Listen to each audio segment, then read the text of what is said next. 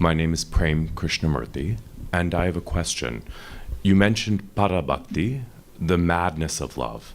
And I'm curious, especially in these times where there are so many problems we're facing, people are facing so many mental problems too. Can you speak of the relationship between what is called madness or insanity and Parabhakti itself? Yeah.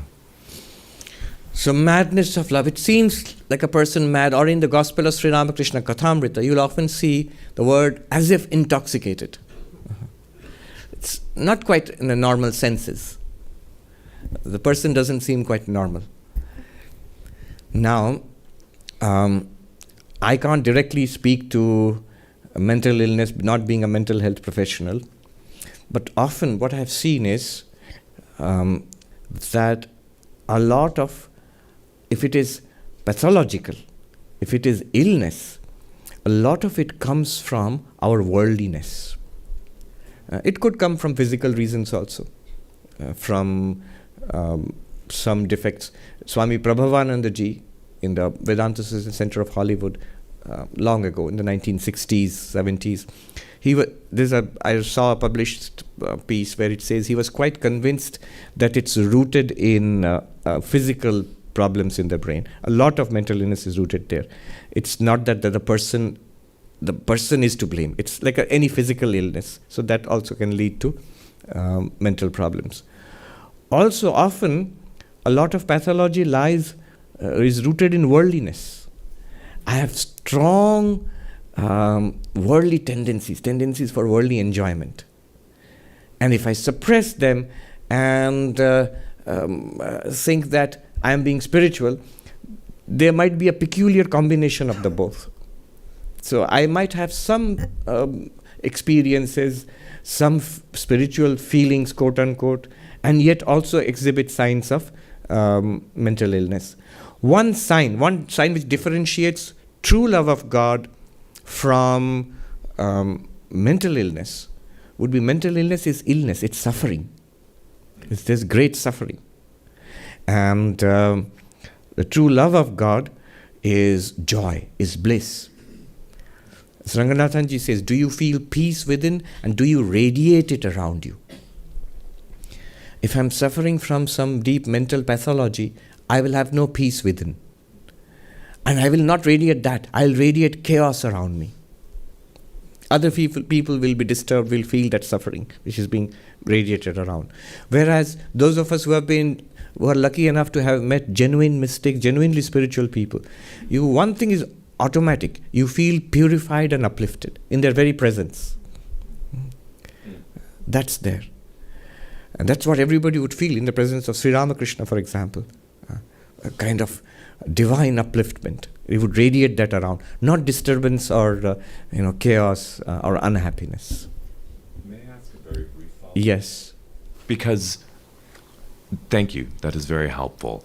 I'm curious because so many people who are considered mystics, for example, are often judged to be insane or mad.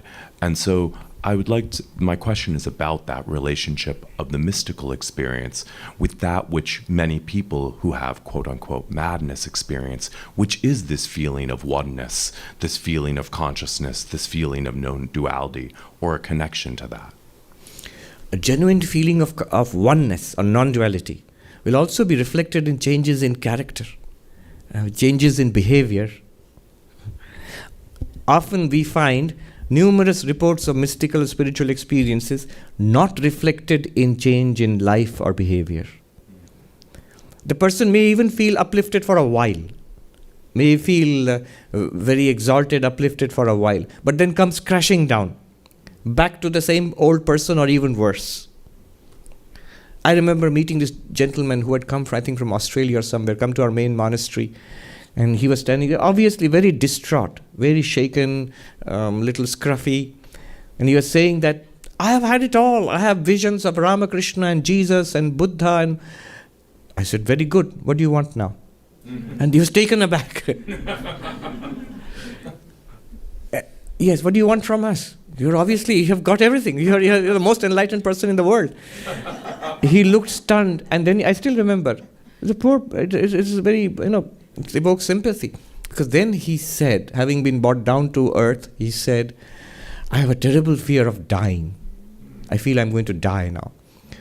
It's not really visions of Jesus or Ramakrishna or Buddha. It's pathological.